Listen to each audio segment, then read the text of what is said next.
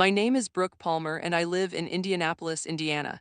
Picture this, a warm Easter dinner at my parents' house, the kind where everyone gathers around the table like nothing's wrong.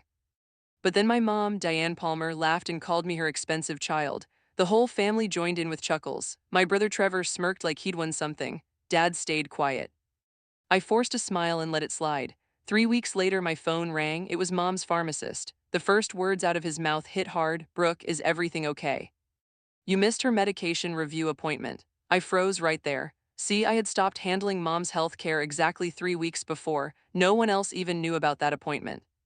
That's when it hit me. For 3 whole years, they all saw me as the expensive child.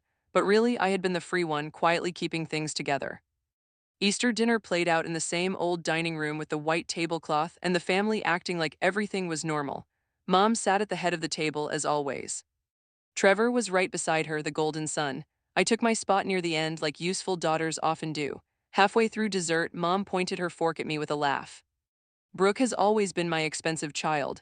Laughter rippled around the table. Aunt Cheryl covered her mouth. Trevor smirked again. Dad stared at his plate. I smiled because it hurt less than tears. That word, expensive, stuck with me. Not difficult or dramatic, just expensive, like I was a bill she wished she hadn't paid. No one brought up the prescriptions I handled, the appointments I set up, or the insurance calls I made. Invisible work only shows up when it disappears. Trevor leaned back and added, "Some people just need more support than others." More laughs. Mom patted his hand. "My responsible one." I looked at him, the guy who dropped by twice a month, snapped selfies with Mom, posted them online, and turned into the family hero. That was my first real warning. For 3 years, I had quietly managed Mom's health care.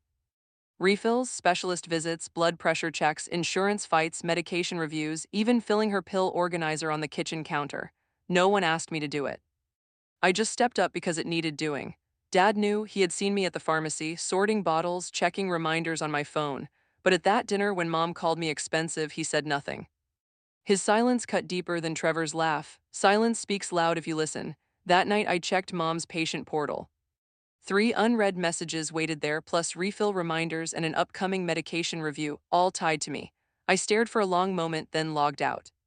For the first time in 3 years, I did nothing. No big announcement, no argument, I simply stopped. No reminders, no calls for refills, no insurance follow-ups, no watching the smart pill dispenser app. If I was so expensive, they could figure out how to save without me. The first week went by quietly. No calls. The second week passed the same. Trevor posted a photo with Mom, caption saying something about how tough family care can be. It got hundreds of likes. Meanwhile, her refill request sat untouched and no one noticed. 3 weeks later, during lunch, my phone rang from an unknown number. I picked up. It was Dr. Michael Reeves from Greenway Pharmacy.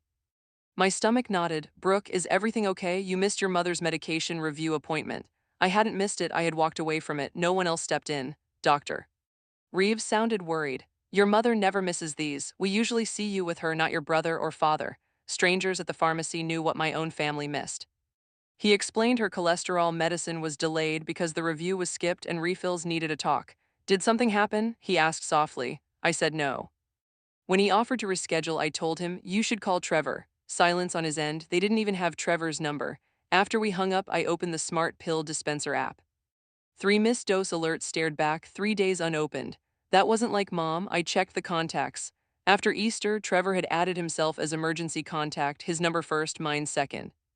But his notifications were off. He wanted the spotlight, not the work. That same afternoon, he posted another smiling photo with Mom. "Taking care of Mom isn't easy." 200 likes. Mom shared it. Aunt Cheryl commented how proud she was, all while Mom's refill sat late and only I knew. Dad called that evening. "Your mother isn't feeling great." I stayed quiet. He asked if I had talked to her. No, he sounded shocked. "Why not?" Good question. No one wondered why I stopped, they just noticed when things went wrong. People spot the gaps, not the steady effort. The next morning, Mom's neighbor Linda Foster called. "Honey, something seems off." My heart dropped. "What happened?" Linda said. Mom kept mentioning how I usually handled things, and Trevor seemed annoyed. Mom had asked him about her meds 3 times, but he dodged every time. Yesterday, she couldn't remember which pills to take. Mom wasn't helpless, but juggling 6 medications is tough. I'd done it for 3 years. Linda whispered, "Your brother says he's handling everything." He was handling photos, not care. That evening, Aunt Cheryl texted the family group, "Hope Diane feels better." Trevor jumped in, already taking care of everything. Right then, Greenway Pharmacy left 2 voicemails no one answered. At 9 o'clock, Mom called, her voice weak.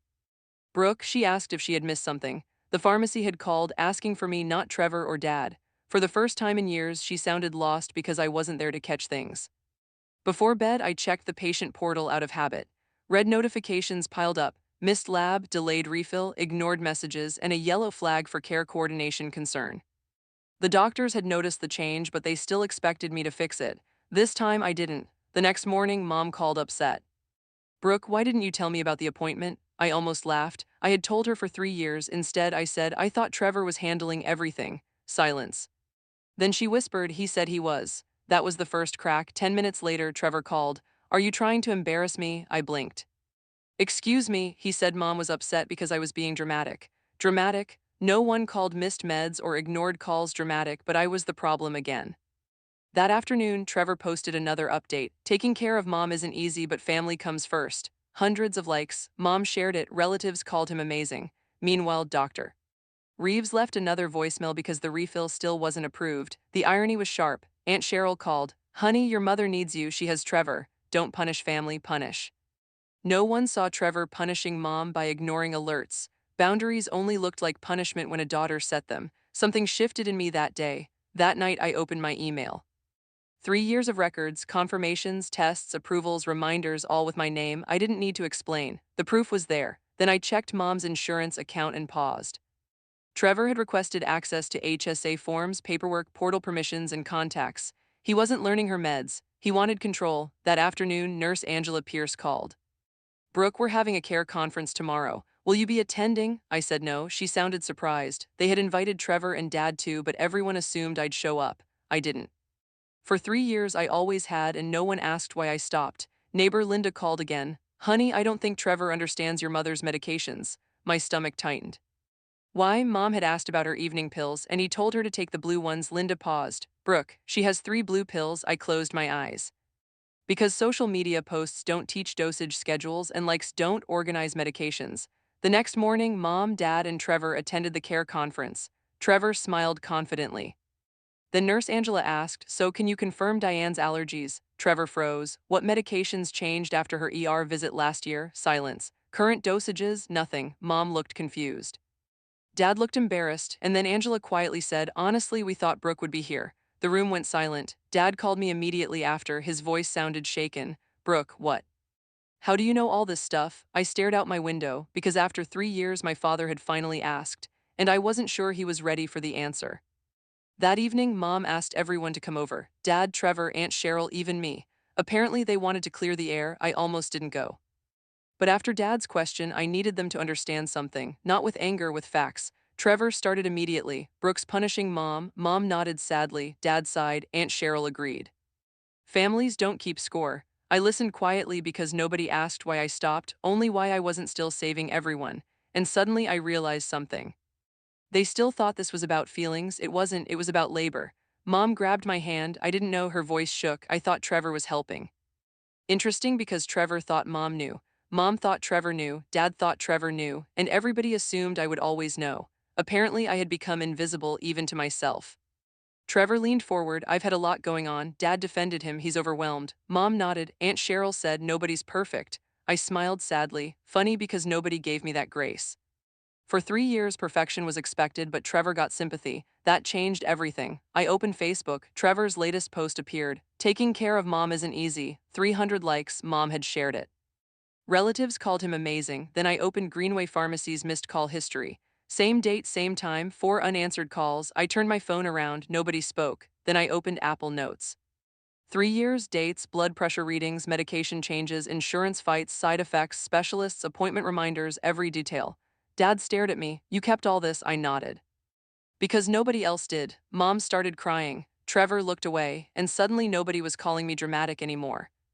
Then I showed them emails, messages from Nurse Angela, cardiologist notes, lab schedules, insurance approvals, Dr. Reeves's reminders, everything. And every message started the same way. "Hi, Brooke."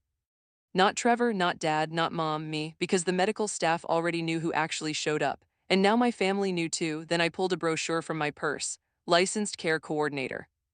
Monthly cost $4,200. Trevor laughed nervously. "That's ridiculous." I smiled. "No, that's the market rate." Mom wiped her tears. Dad looked stunned. Then I quietly said apparently I was the expensive child. Nobody laughed this time. I looked at Trevor. What's mom's evening dosage? Silence. What medications changed after the ER visit? Nothing. When's her next lab appointment? Trevor lowered his eyes. Because for the first time in his life, likes and selfies couldn't save him, and for the first time in mine, I didn't save him either. Dad looked around the room, then whispered, "My God." He turned toward me. "Brooke, you did all this?" I nodded, and Dad began crying, not because I stopped, because after 3 years he finally understood. I was never expensive, I had just been free. 6 weeks later, Nurse Angela emailed me one final update. Trevor was now listed as the primary emergency contact. Dad was second. I wasn't on the list anymore. I smiled. Not because I was hurt, because for the first time in 3 years the responsibility finally matched the credit, and somehow that felt peaceful. 2 weeks later, Trevor called, not angry, exhausted. "Insurance is insane." I stayed quiet. Nobody explained how much paperwork there is. Another pause. "Mom asked me 5 questions today and I only knew one answer." Then he laughed bitterly. "How did you do this for 3 years?" I smiled. The hero's son was meeting the invisible work. Dad changed too. He learned mom's medications, started driving her to appointments, kept reminders on his phone. One afternoon he called me. I picked up a refill. He sounded proud. I was proud too. Not because he thanked me, because he finally participated. 30 years of marriage and he was learning at 71. Better late than ever. Neighbor Linda came over one day. "Honey, your brother's trying." I laughed. "Trying?" He asked me which pharmacy your mom uses. Then Linda smiled. He looked terrified. Apparently mom still said things like, "Brooke usually handles this," but now Trevor corrected her. "No, mom, we handle this." And hearing that actually made me emotional. One evening mom asked me to dinner, just the two of us, no Trevor, no Dad, no Aunt Cheryl. Halfway through dessert, she started crying. "I never counted what you did." I stayed quiet, then she whispered, "I just assumed." Assumed, that's what invisible work becomes, expectation. Snorts and expectations don't say thank you. If you've ever done so much for others that they forgot it was work, comment, "I see you." Aunt Cheryl called me a month later. "I owe you an apology." That surprised me. "For what?" "I thought you were overreacting." She paused. Then I spent 2 weeks helping my husband after surgery and I almost lost my mind. I laughed for the first time in months because sometimes people don't understand labor, they experience it. One day I noticed something strange. Trevor's Facebook photos were gone. Every snorts taking care of mom home post deleted. I asked him why. He shrugged. "They felt fake." Then he looked embarrassed. "People praised me for things you were doing." That was the first honest thing I'd heard from him in years. And strangely, that mattered more than an apology. 3 months later, mom called. "Brooke, yeah, what day is my cardiologist appointment?" I smiled, then laughed softly. "Mom, ask Trevor." She laughed too. And for the first time, neither of us cried, because some boundaries aren't punishment, they're balance. A year later, we sat around the same table, same chairs, same desserts. Then mom looked at Trevor and smiled. "Your sister taught us something." Trevor laughed. "What?" Mom reached across the table and squeezed my hand. "Never take free love for granted." Nobody laughed, nobody smirked, Dad simply nodded, and that meant more than words. Funny thing about being called expensive, people only say that when they don't know the price of losing you. For 3 years, I organized medications, scheduled appointments, fought insurance companies, managed emergencies, and nobody counted. Not because they were cruel, because I made it look easy. Then one missed pharmacy appointment exposed everything, and suddenly everyone saw what had always been there. My name is Brooke Palmer. I live in Indianapolis, Indiana. And they called me the expensive child, but I was never expensive. I was just free, and free things are often appreciated the least until they disappear.